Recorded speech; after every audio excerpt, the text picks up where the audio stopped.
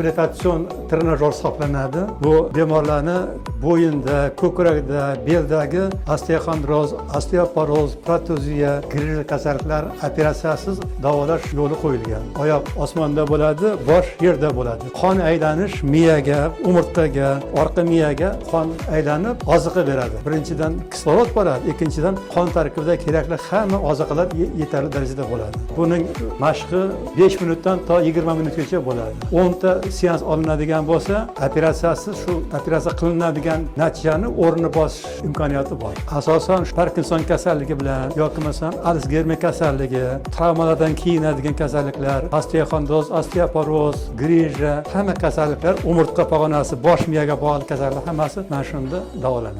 Insultdan keyin masalan kasalliklarni ham qayta reabilitatsiya oldini olish mumkin bo'ladi, yordam bo'ladi. Foydalari hammasi birinchidan umurtqalar bir-biridan tortiladi, mushaklar bo'shashadi, qon aylanishini yaxshilanadi. Normalmi? Ha, normal.